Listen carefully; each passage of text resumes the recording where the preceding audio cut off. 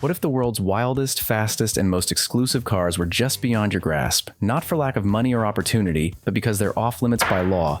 This is the Car Vaults, and tonight, we reveal 13 mechanical legends that US regulators banned from the streets. These aren't just cars, they're dreams you're not supposed to drive. Strap in, because this countdown isn't about rumors or wish lists. These are real machines, engineered masterpieces, each denied to American enthusiasts for reasons that range from safety to sheer audacity. Today, I'll break down what makes each one special, why it's significant, and exactly why, no matter how deep your pockets, you couldn't own one stateside. If discovering the world's most elusive cars sounds good, subscribe to the Car Vaults like this video and help us unlock fresh automotive secrets every week. The standard Lamborghini Diablo, Italy's symbol of excess, packed a 5.7-liter V12, pushing nearly 500 horsepower and a top speed of over 200 miles per hour. But then came the German tuner, Strosek, who took the Diablo even further. Custom magnesium wheels, extreme aero touches, mirrors mounted high on the roof, and the signature wide-body stance created a true one-of-one look.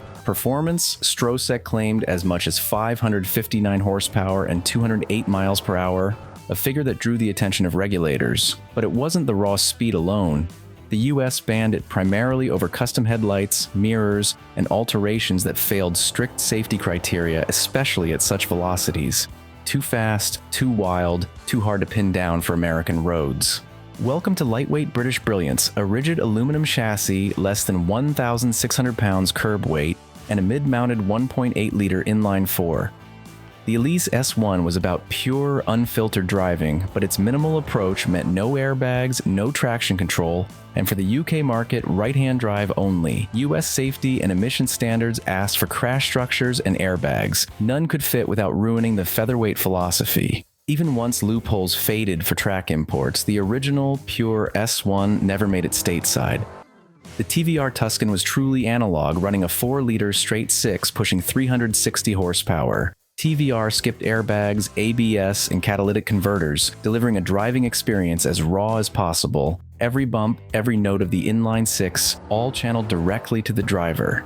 America demands electronic safety nets and emissions controls, even for boutique brands. Without them, the Tuscan was too uncompromising for US laws, even though that's what made it special. Pagani Zonda is sculpture in motion.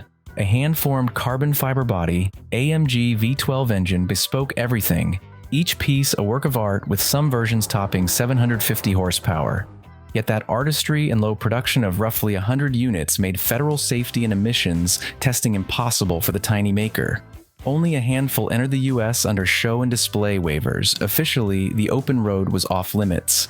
Think innovation has to be expensive. The Sera proves otherwise. Butterfly doors, echoed later by the McLaren F1, wrapped a futuristic, glass-heavy coupe. But those iconic doors created huge crash safety headaches, especially for side impacts and rollovers. With just 108 horsepower from a 1.5 liters, the Sera wasn't fast, but its design was too radical for American regulations.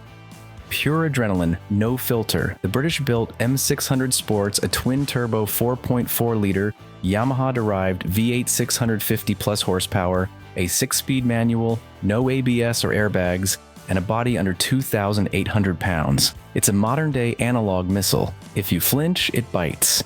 But US law doesn't care how skilled you are. No airbags, no ABS, no sail. Even for boutique runs, the M600 was simply too elemental.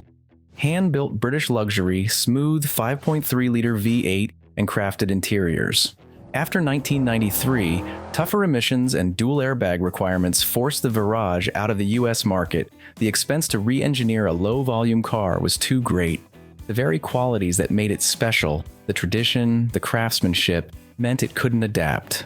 Imagine an urban toy. No doors, no roof, barely a windshield. Powered by a souped-up 71 horsepower engine from Brabus, the Crossblade turned every trip into a comic adventure. But with open sides and nothing to protect occupants, it was never going to meet US standards. Even in Europe, only 2,000 were made. A radical, road-legal track car, 177 horsepower, less than 1,500 pounds, stripped of doors, roof, or any pretense of daily usability. The 340R drove like a formula car, but US crash law saw only liability. Another TVR outlaw, this time a 406 horsepower race-bred straight 6, science fiction styling, and no airbags or ABS. Only about 200 built, everyone engineered for maximum driver versus machine challenge. American authorities demanded safety compliance. TVR's answer was simply to sell elsewhere. The ultimate off-road icon. After 1997, new US airbag rules kicked in, but the Defender's old-school design couldn't be retrofitted. Without those airbags, sales ceased. Today, only Defenders older than 25 years can be legally imported. This was the world's first true supercar, 450 horsepower, twin-turbo flat-six, all-wheel drive, nearly 200 miles per hour, decades ahead of its time, but Porsche balked at the cost of US crash testing for just 292 cars. So the record breaker was US banned until show and display waivers appeared. Even tech titans like Bill Gates had to wait.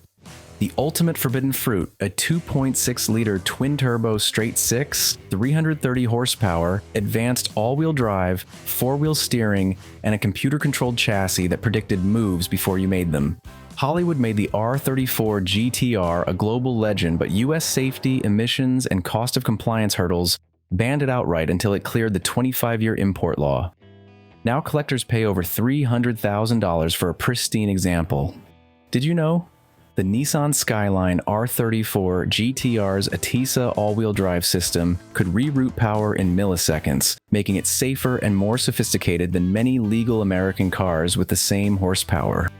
These weren't banned for being unsafe. They were banned for being unorthodox, uncompromising, and often just plain ahead of their time. From analog British bruisers to Japanese legends, these are the cars that American roads never got to feel. If you love discovering automotive rebels and the stories behind automotive legends, hit like, subscribe, and ring the bell for more revelations from the car vaults. We'll help you find your dream, even if it's still hidden overseas. Join us again as we explore the world of cars, one vault at a time. See you on the next ride.